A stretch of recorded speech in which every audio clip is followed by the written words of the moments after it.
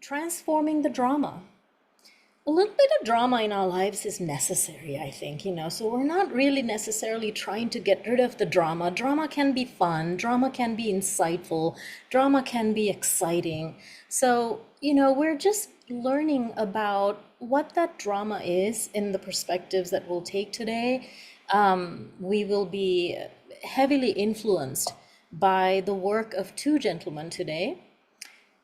We'll be talking mostly about one of these gentlemen's work today, mainly Stephen Karpman's work, who in 1968, as a student of psychiatry and doing a lot of research into conflict patterns in relationships, he is the one who came up with this idea. He found in his research that when in conflict, humans tend to take three different roles, and it's very predictable.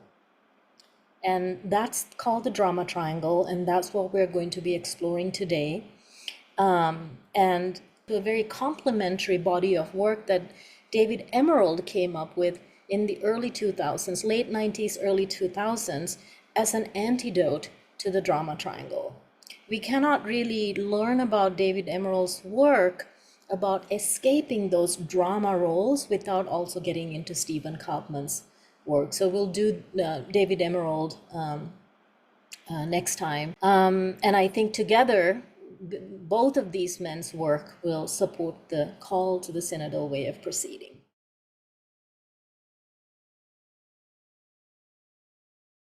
So here's the triangle, the drama triangle.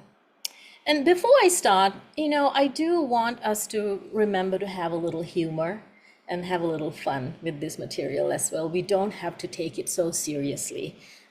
We can have a little bit of lighthearted fun throughout the session. The victim is one of the three roles of the drama triangle. The victim is in some ways central to our work today. The other role is the persecutor. Wherever there is a victim, somebody made that person, him or her, a victim. Somebody did something or something happened that causes the victim distress, that causes the victim to feel that sense of being victimized. And wherever there is a victim, there is also a rescuer. Someone who is paying attention to the dynamics between the victim and the persecutor and is ever ready to jump in and save the day. So there is a rescuer, there is a persecutor, sometimes also referred to as a perpetrator, and a victim.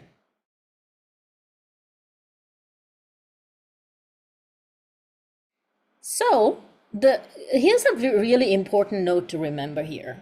When we are speaking about the victim, we're not really talking about a real victim. In other words, we have all, in many ways in our lives, big and small, been victimized.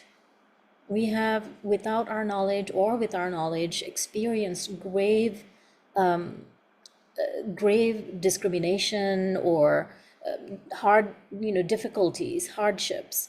We're not talking about those kinds of real victims, nor real persecutors, nor real rescuers. We're really talking about a behavioral pattern of victim mentality, a victimhood that we undertake sometimes because it serves us. So we'll talk more about that. And the victim, in many cases, is perceiving someone else to be a persecutor or rescuer. The victim feels powerless and overwhelmed by life's challenges, often focused on problems and unable or unwilling to move towards solutions. They may avoid responsibility, hoping someone else will fix things, and can fall into despair or resignation, believing that their desires are out of reach for them. The victim's stance is poor me. So notice with a gentle smile, perhaps in your heart, how we have all taken that stance.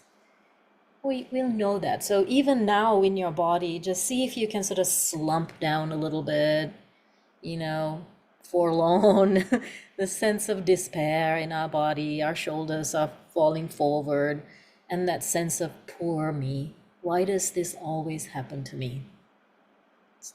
I can never get it right.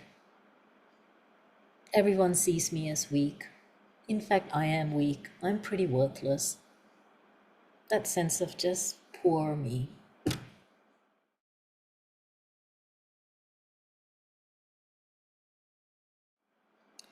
And then comes the persecutor or the perpetrator. The persecutor, or this perceived role of whoever shows up or whatever shows up as the persecutor, they fear being powerless. Or I should say, sometimes I would replace saying they with I, because all of us experience this. I fear being powerless. And often I might use blame and criticism or control to avoid feeling vulnerable, or to avoid you putting me down and you taking a one-up position. Therefore, I'm going to focus always on being right or dominant. And I struggle with ambiguity, and I'm going to struggle with empathy. Persecutors struggle with expressing or knowing empathy. A persecutor isn't always a person. It can be a situation like an illness or a crisis that overwhelms and fuels the victim's experience. And so where there is the victim and the persecutor comes the Superman or Superwoman in the cape, waiting to save the day. And just before we move to the rescuer, the persecutor's stance is, it's all your fault. You're wrong. And I'm going to punish you for that often.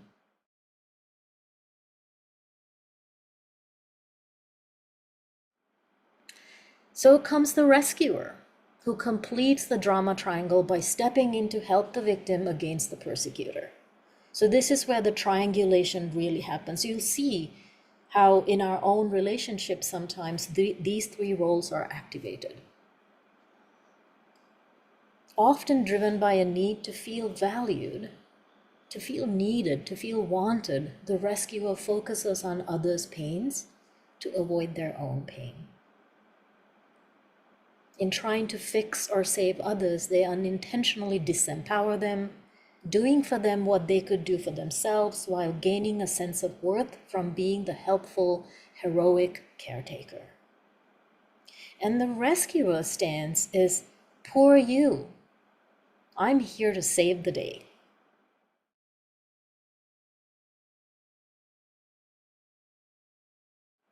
So some of this might feel like it's extreme language, or it's sort of a caricature of these roles. So we're exaggerating the language sometimes, but notice already how you might know the victim from within you. You might know the persecutor from within you. You might know the rescuer from within you.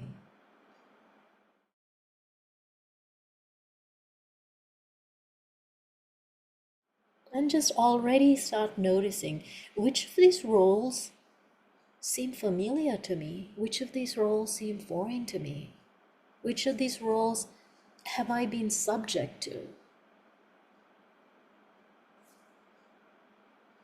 Moving along, here's another way of looking at the drama triangle, just some other words: the villain, the hero, and the victim. So just a reminder, in many situations, there are true perpetrators, true victims, and true rescuers in our personal lives as well as the world at large. And the drama triangle is also about, even if we have been subject to grave injustices, there comes a time when the victim might want to actually ask themselves, do I really want to remain a victim? So it still applies whether we were true victims, true perpetrators, true rescuers also. The drama triangle, however, describes habitual mental roles we adopt, mindsets that perpetuate conflict and keep us stuck in unhelpful patterns of disharmony or conflict.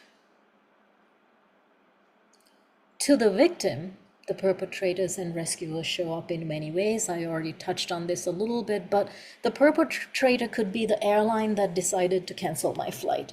How dare they? I have to get to Florida and there's a very important meeting. And now I'm going to miss my meeting and everybody else is going to miss me. And how dare United Airlines always does this. So that stance of it's your fault. It could be a natural disaster. The other political party, very easy to see the other as the perpetrator. It could be an illness. It could be the tax collection agency, whatever it may be that we see that fuel that experience of, that something is being done to me and I am the victim. The rescuer is often an addiction or an excess that we might have in our lives. Whether it's alcohol, drugs, smoking, shopping, sex, there's multitude varieties of addictions that you have probably encountered in our own lives, perhaps even, or encountered in those that you love and care about. It could just be, noticing that, I'm reaching for that extra cookie or drink that I don't really need. That could be the way that I'm expecting that thing out there to rescue me so that I can distract myself from my own pain.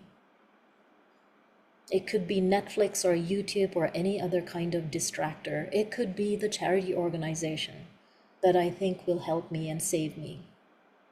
It could be my political party that I think would come to rescue and save the day for them. My political party will save the day and save my people, and the other political party will destroy my people.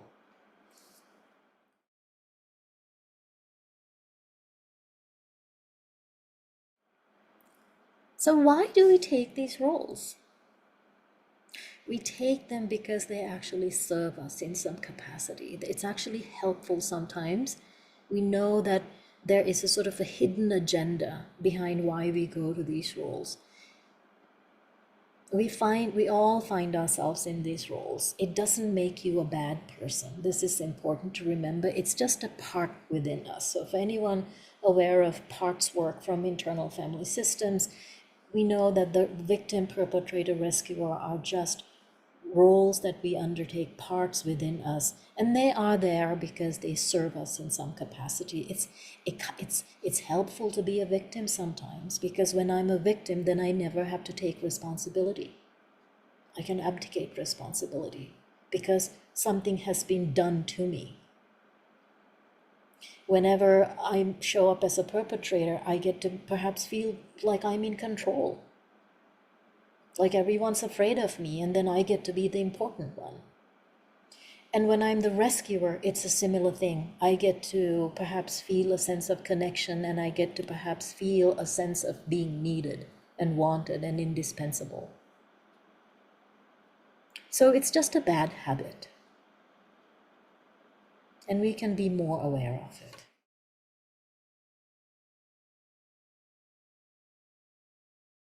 The drama triangle roles often form as adaptive survival strategies in childhood, especially in emotionally unsafe or inconsistent environments.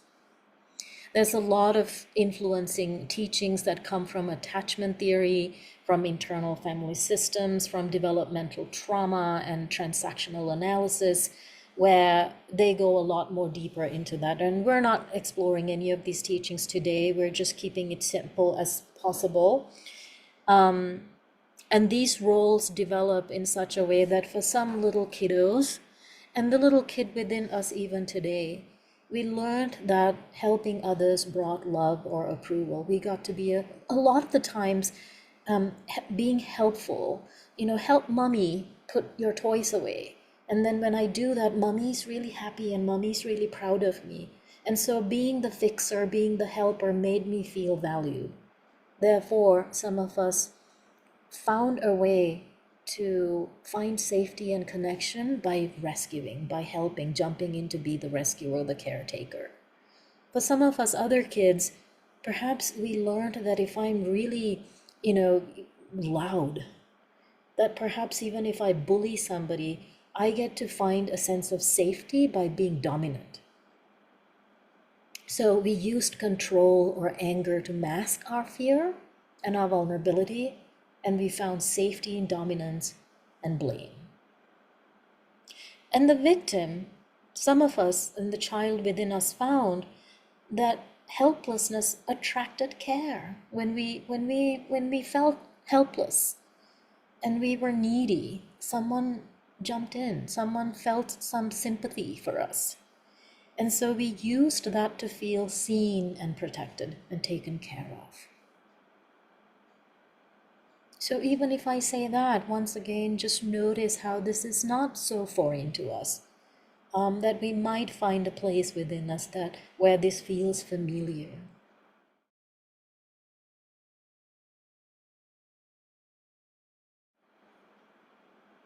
The drama triangle roles are not flaws. They're adaptations and coping mechanisms we undertook a long time ago. Therefore, we begin by acknowledging them, even honoring them, and never shaming them. We're not doing this work to create these roles and, point fingers at others as the victim, the persecutor, and the rescuer, and just shame those roles. We begin by actually seeing them within ourselves and choosing love and compassion with courage to welcome them, to hear them.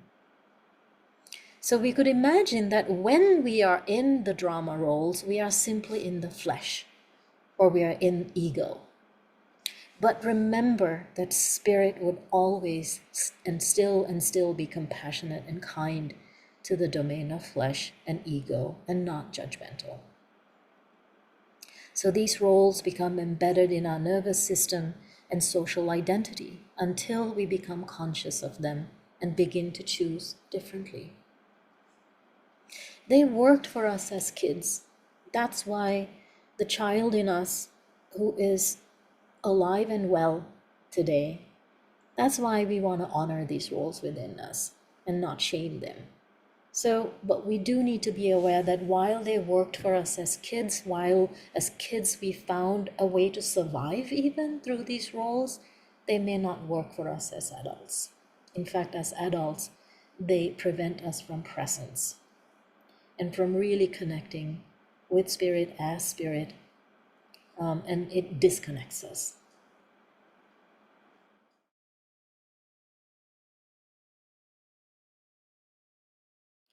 So what's underneath the drama roles? Often it's a deeper fear and an unmet longing. For the victim, the fear of failure is really big, of being unloved, or there may be an unmet longing for purpose. This is why victims almost always give up on their dreams. They can't really believe enough that they can actually show up for themselves. The persecutor has a fear of vulnerability, is deeply afraid of being seen as weak. They're deeply afraid of chaos, and they perhaps have an unmet need of being in control or being in charge.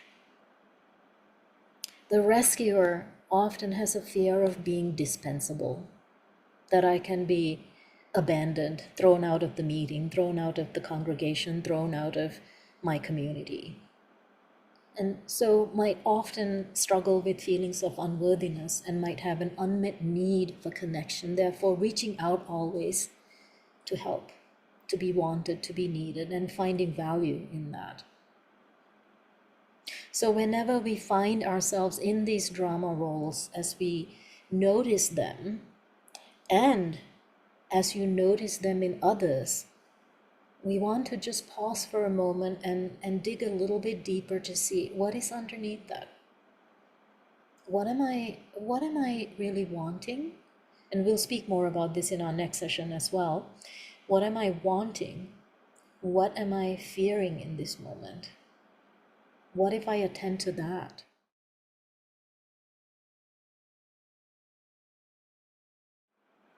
So what we're going to do now is just simple little exercise, a simple little meditation to bring these roles into our body. So I want to invite you to just sit back, or you can also stand up for this exercise. because it is a little bit more into bringing it into the soma, bringing it into the body. So what I will do is just simply read certain things, and what I invite you to do is to feel that in your body. You can even embody that in your body by, if you're standing, to walk around a little bit, to see what it feels like when you take that stance. So as the first role that I'm going to invite you to take into, first of all, maybe perhaps a really beautiful and deep breath. And just see if you can bring your shoulders down, and you're gently taking that role, feeling that sense of helplessness within yourself. How does your body feel when you actually take in the feelings of helplessness, of hopelessness, and shame?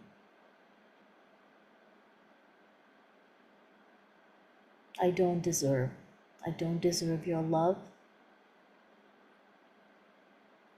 I don't deserve anything, in fact. I feel like life is happening to me, and I'm not responsible. Notice what it feels in the body to wait passively to be saved.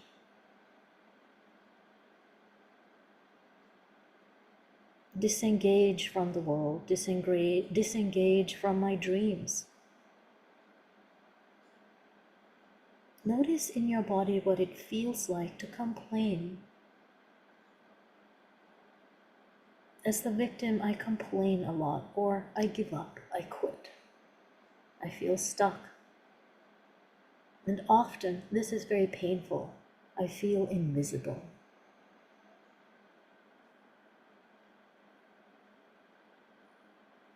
And as I feel invisible, I diminish my own capabilities.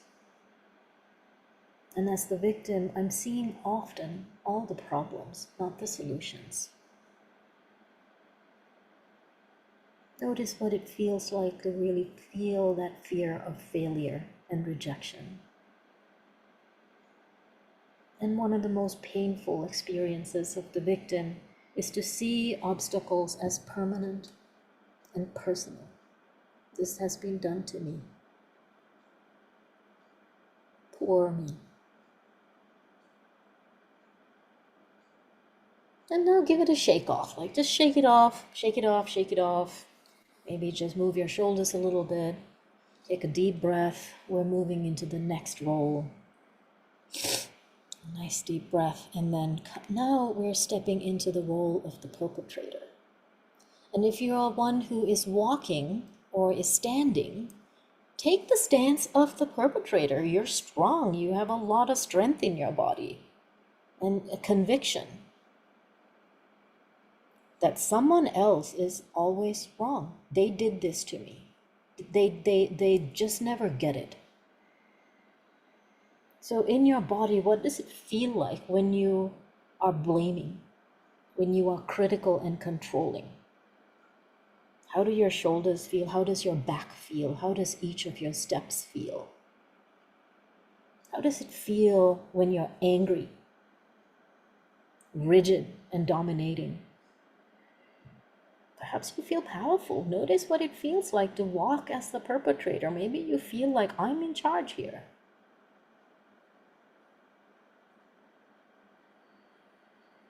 You're strong, you're powerless. And you can use that power to shame others, to guilt others, and use shame and guilt or fear as weapons. And it gives you strength. To really believe and to really undertake this commitment that I'm always right and you are always wrong. And because of that, I get to dismiss your perspective. I need to win or maintain control at all cost as the perpetrator. And if I don't have that, I will attack or withdraw under pressure. You might notice as you take the steps and embody this sense of the perpetrator that others are small next to you. You might notice that others are walking on eggshells around you. And your stance is it's your fault. And now shake that off. Shake off the perpetrator, let it go. Deep breath, and we take on the role, we invite the role of the rescuer into our body. Notice that part of you that feels compelled to want to help. I'm a good person. I'm a decent, loving human being. And someone is in trouble, and someone is being really nasty to that person, and I am going to help.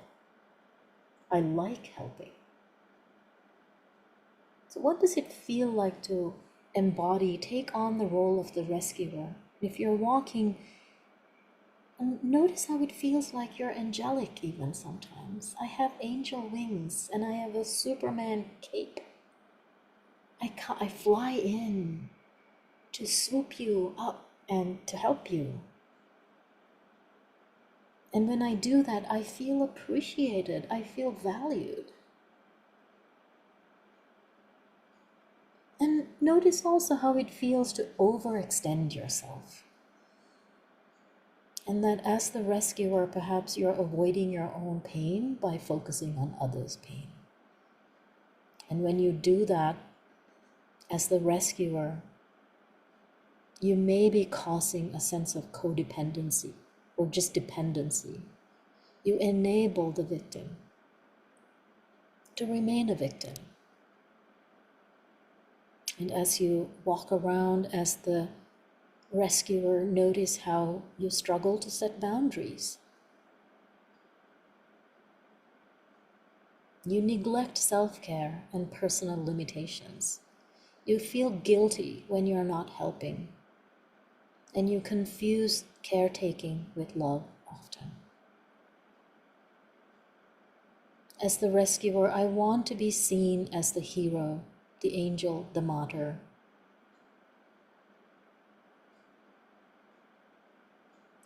And notice what happens when, as the rescuer, we take the word mothering and we add the word S in front of it, when perhaps then we come into smothering. Sometimes that's what the rescuer does. So notice the stance in your body as, poor you, I am here to save you.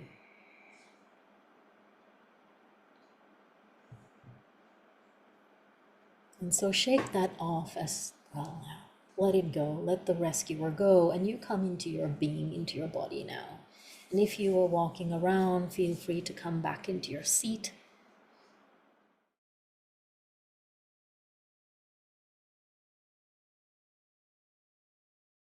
And I'll just put this in here. This is in case you want to take a screenshot of this, go ahead, take a little photo from your phone of this, go ahead. It's just most of the things that I just read out in the meditation that I just did now.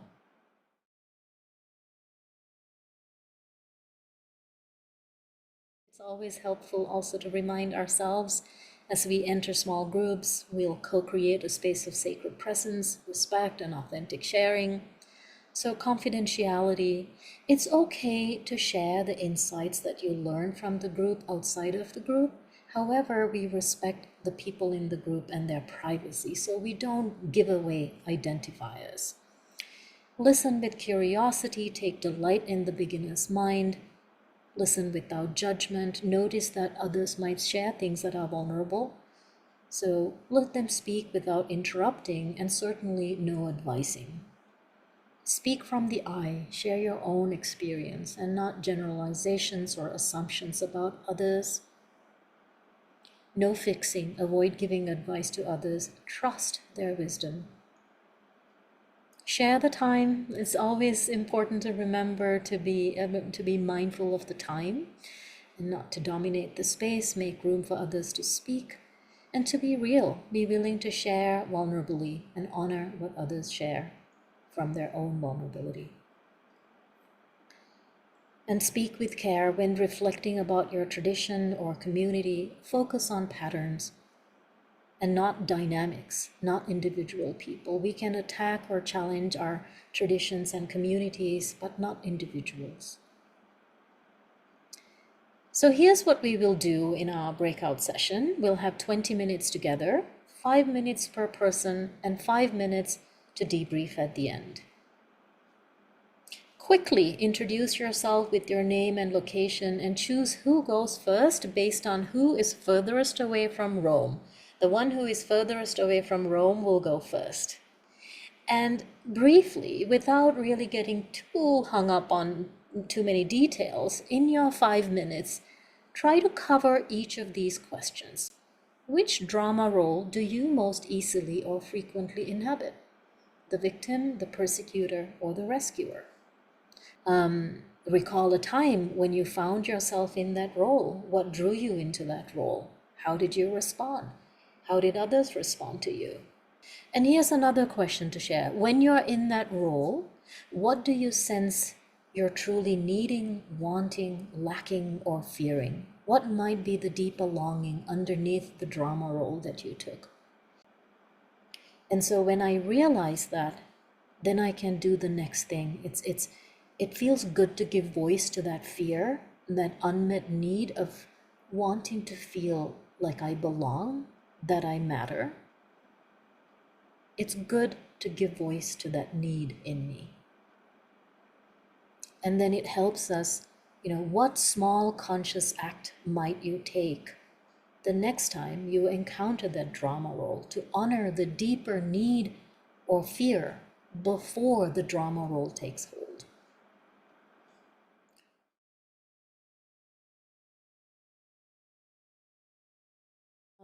The next, what I want to talk about is I'm just going to read this a little bit to bring you awareness that we shift in these roles often.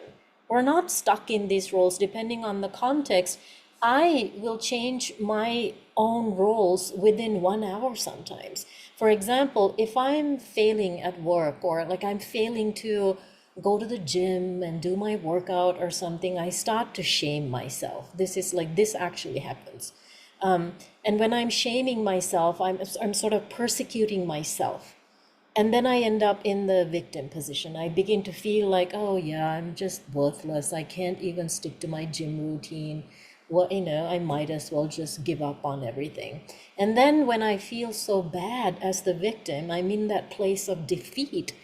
My rescuer, I've noticed this on a couple of occasions, it's chocolate often. I have a real soft spot for chocolate. And whether it's a driving, I've even sort of found myself getting in my car and driving to some kind of a coffee shop and treating myself to this kind of wonderful, delicious chocolate frappuccino or something like that. And I notice I'm trying to rescue myself from feeling like I'm worthless sometimes. So I'm moving through these different drama roles, sometimes within an hour, within like 1 hour or less. So here's an example from a family caregiving crisis. After their mother suffers a stroke, Maria, as a rescuer, moves back home to take care of her full time. Her brother David is the persecutor, rarely visits or helps, and criticizes Maria for not keeping their mother more mentally engaged. Maria is now a victim, feels overwhelmed, exhausted, and unfairly blamed. Their younger sister Elena is now the rescuer, steps in to defend Maria, and tells David to back off. But David accuses Elena, the persecutor now, of meddling and not understanding the real stress involved. So notice how these are just moving up and down. As the dynamic spirals, Maria, who began as the rescuer, begins resenting both siblings. She lashes out, as the Elena for interfering, so now Maria is the persecutor and clings to their mother for comfort, as who is the victim, perhaps the real victim, but even when the mother makes unreasonable demands. David now feels ganged up on and now plays the victim and distances himself from the family entirely. What began as a real caregiving crisis devolves into a web of guilt, blame, and resentment, with each sibling shifting roles from the victim to persecutor rescuer, sometimes within a single conversation. So the drama roles are in the eye of the beholder. Different people can see the same situation and assign the victim, persecutor, or rescuer roles based on their own perspective, beliefs, and loyalties. So just notice how we live in a very complex world, and in this complex world, religion and religious leadership or religious institutions are often seen within these three roles. Or how about we take a scenario such as immigration, a very, very hot topic and very, very difficult, complex topic. And depending on where different people are at, notice how the immigration topic can be seen in those different angles, those different roles. How about the role of vaccines? Law enforcement, how police, some see police as victims, some see police as the persecutors, some see the police as rescuers, for example. The many, many, many wars that have been and continue to be. DEI is a big thing in many parts of the world, especially the Western world.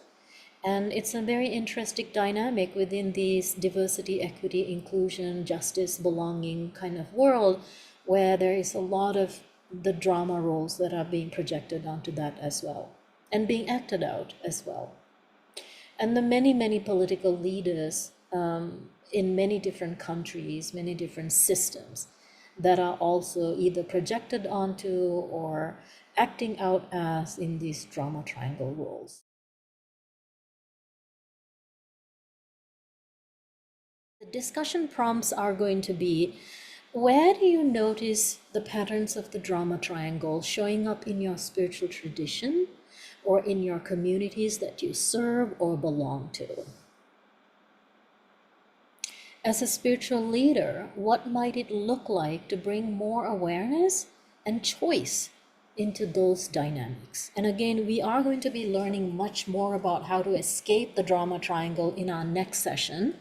But today, with what we have learned thus far, what is one small way you could respond differently when the drama triangle gets activated in your spiritual community or in your spiritual tradition?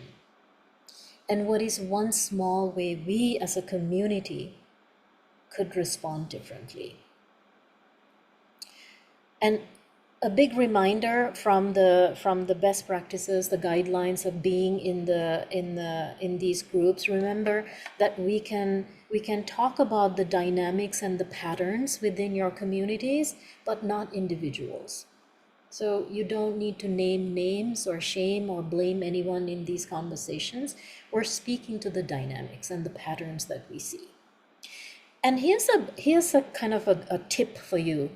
Notice in yourself whether a particular drama role shows up in you as you discuss these topics about community.